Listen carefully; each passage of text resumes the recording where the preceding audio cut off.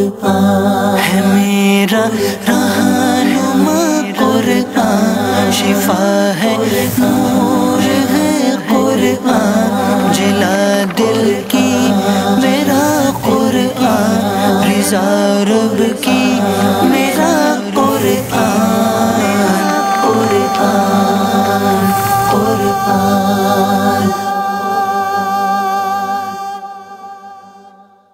الحمدللہ رب العالمین والصلاة والسلام علی سید المرسلین، اما بعد فاعوذ باللہ من الشیطان الرجیم، بسم اللہ الرحمن الرحیم۔ الصلاة والسلام علیک یا رسول اللہ وعلی آلک واصحابک یا حبیب اللہ، الصلاة والسلام علیک یا نبی اللہ وعلی آلک واصحابک یا نور اللہ۔ میٹھے میٹھے اسلامی بھائیوں اور مدنی چینل کے ناظرین، سلسلہ ہے ایک قصہ ہے قرآن سے۔ قرآن ہے میرا رہنما، قرآن شفا ہے، نور ہے قرآن، جلا دل کی میرا قرآن، رضا رب کی میرا قرآن، قرآن قرآن۔ الحمدللہ اس سلسلے میں مختصر سے وقت میں قرآن پاک کے کسی نورانی، کسی مبارک، کسی انوکھے قصے کے بارے میں سنتے ہیں اور بہت کچھ سیکھنے کو بھی ملتا ہے۔ اسلامک ہسٹری کے بارے میں، اسلامی تاریخ کے بارے میں بھی بہت ساری معلومات حاصل ہوتی ہیں۔ پچھلے سلسلے میں ہم نے جنتی لاٹھی کے بارے میں سنا تھا۔ یہ لاٹھی حضرت موسیٰ علیہ السلام کا مبارک عصا ہے۔ ہم نے پچھلے سلسلے میں اس لاٹھی کے کچھ عظیم کمالات کے بارے میں سنا۔ حضرت موسیٰ علیہ السلام نے کس طرح فرعون کے ان جادوگروں کے سامنے اس لاٹھی کو رکھا اور وہ اشتہا بن کر اس کے سارے سانپوں کو نگل گئی۔ آج اس لاٹھی کے ذریعے جو حضرت موسیٰ علیہ السلام کے مزید معجزات کا ظہور ہوا، ان کے بارے میں سننا ہے۔ آئیے سنتے ہیں۔ اسی عصا سے ایسا بھی ہوا کہ اس عصا کو پتھر پر مارنے سے چشمے جاری ہو گئے۔ جی ہاں، یہ واقعہ کب اور کیسے پیش آیا؟ بنی اسرائیل کا اصل وطن ملک شام تھا، لیکن حضرت یوسف علیہ السلام کے دور حکومت میں یہ لوگ مصر میں آ کر آباد ہو گئے اور ملک شام پر قوم عمالقہ کا تسلط اور قبضہ ہو گیا، جو بدترین قسم کے کفار تھے۔ جب فرعون دریائے نیل میں غرق ہو گیا اور حضرت موسیٰ علیہ السلام کو فرعون کے خطرات سے اطمینان ہو گیا، تو اللہ تعالیٰ نے حکم دیا کہ قوم عمالقہ سے لڑائی کر کے ملک شام کو ان کے قبضہ و تسلط سے آزاد کرائیں۔ چنانچہ آپ 6 لاکھ بنی اسرائیل کی فوج لے کر ان سے مقابلے کے لیے روانہ ہو، مگر ملک شام کی حدود میں پہنچ کر بنی اسرائیل پر قوم عمالقہ کا ایسا خوف سوار ہو گیا کہ بنی اسرائیل ہمت ہار گئے اور مقابلے سے منہ پھیر لیا۔ اس نافرمانی پر اللہ تعالیٰ نے بنی اسرائیل کو یہ سزا دی کہ یہ لوگ 40 برس تک میدان طے میں بھٹکتے اور گھومتے پھرے اور اس میدان سے باہر نہ نکل سکے۔ حضرت موسیٰ علیہ السلام بھی ان لوگوں کے ساتھ میدان طے میں تشریف فرما تھے۔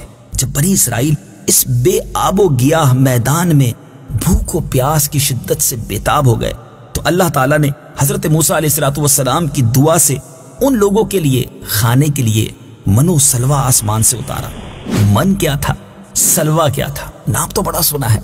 آئیے آج سمجھ لیجئے، جان لیجئے کہ من شہد کی طرح ایک قسم کا حلوہ تھا اور سلوا بھنی ہوئی بٹیریں تھی۔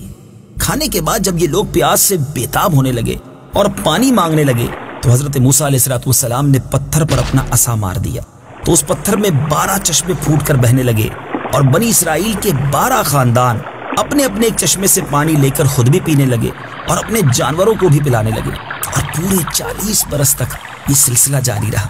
یہ حضرت موسیٰ علیہ السلام کا معجزہ تھا جو عصا اور پتھر کے ذریعے ظہور میں آیا۔ قرآن مجید نے اس واقعے اور معجزے کا بیان کرتے ہوئے کس پیارے انداز میں ہماری رہنمائی فرمائی ہے، آئیے سنتے ہیں۔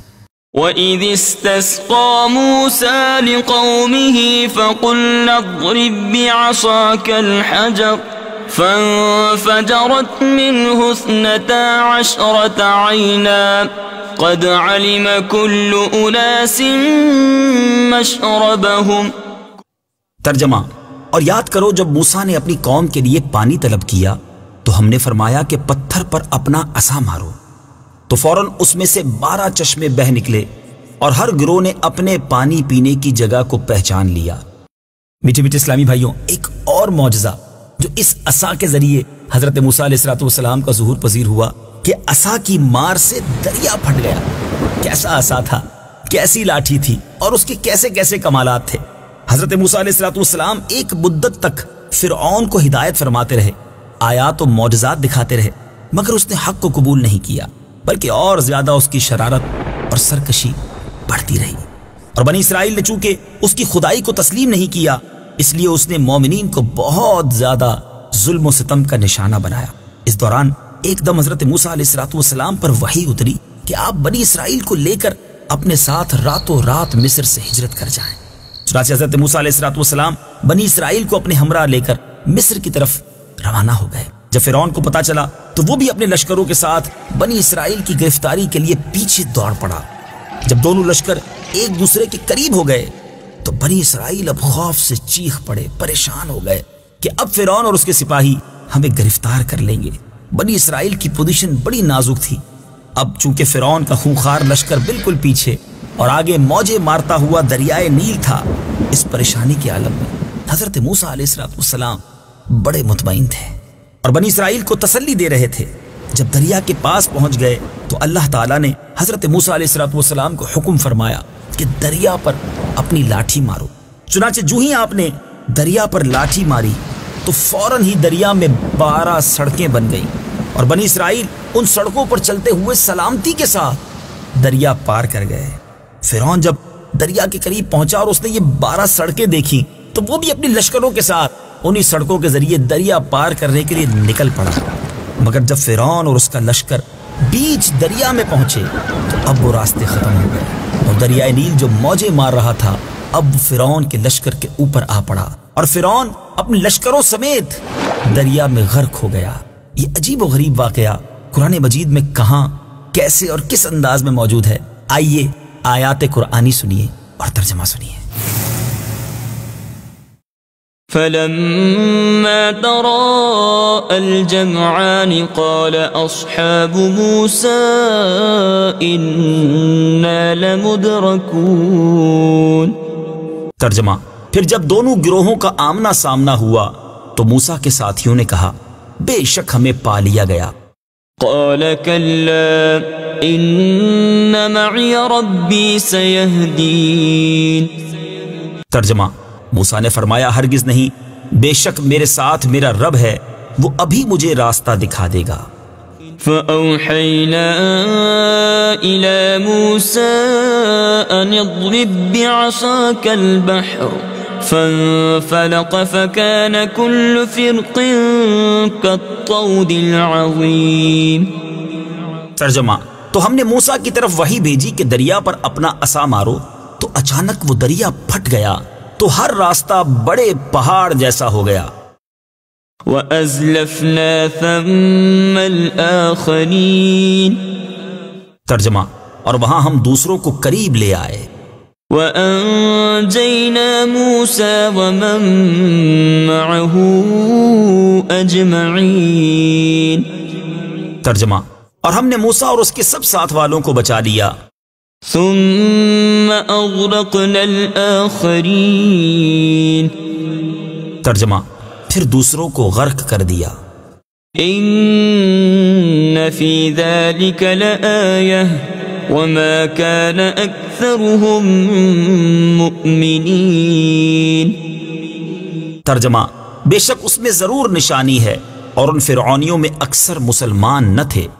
میٹھے میٹھے اسلامی بھائیوں اور مدنی چینل کے ناظرین، یہ ہیں حضرت موسیٰ علیہ السلام کی مقدس لاٹھی کے ذریعے ظاہر ہونے والے وہ تینوں عظیم الشان معجزات جن کو قرآن کریم نے مختلف الفاظ اور متعدد عنوانوں کے ساتھ بار بار بیان فرما کر لوگوں کے لیے عبرت اور ہدایت کا سامان بنا دیا ہے۔ ان واقعات کو سن کر حضرت موسیٰ علیہ السلام کی عظمت دل میں اور بڑھتی ہے۔ اللہ کریم اپنے انبیاء کی کس طرح مدد کرتا ہے یہ بھی سیکھنے کو ملتا ہے، اور جو سرکشی اور نافرمانی کرتے ہیں چاہے دنیاوی طور پر کتنے طاقتور کیوں نہ ہوں، مگر جب رب کا قہر نازل ہوتا ہے تو وہ نیست و نابود ہو جاتے ہیں۔ اور ایک اور بات بھی سیکھنے کو ملتی ہے کہ قرآن پاک میں کتنے انٹرسٹنگ، کتنے حیرت انگیز، کتنے پیارے واقعات موجود ہیں۔ ہم پڑھیں تو ہمیں پتہ چلے۔ امید ہے ان سلسلوں کی برکت سے قرآن پاک کے ان عجیب و غریب، ان مبارک واقعات کو سننے کا شوق بڑھتا جا رہا ہوگا۔ اگلے سلسلے میں ایک اور واقعہ لے کر حاضر ہوں گے۔ جب تک آپ سے گزارش ہے کہ اگر آپ مزید اس طرح کے واقعات پڑھنا چاہتے ہیں مکتبۃ المدینہ جو کہ دعوت اسلامی کا اشاعتی ادارہ ہے، اس کی مطبوعہ کتاب عجائب القرآن غرائب القرآن حاصل کیجئے۔ چاہیں تو دعوت اسلامی .net سے ڈاؤن لوڈ کر لیجئے، اس کا انگلش ترجمہ بھی موجود ہے۔ تو انشاءاللہ قرآن پاک کے ان مبارک واقعات کو پڑھنے، سمجھنے اور اس سے کچھ سیکھنے کا موقع ملتا رہے گا۔ مدنی چینل دیکھتے رہیے۔ صلو علی الحبیب صلی اللہ تعالی علی محمد صلی اللہ علیہ وسلم۔ قرآن ہے میرا رہنما، قرآن شفا ہے، نور ہے قرآن، جلا دل کی میرا قرآن، رضا رب کی میرا قرآن۔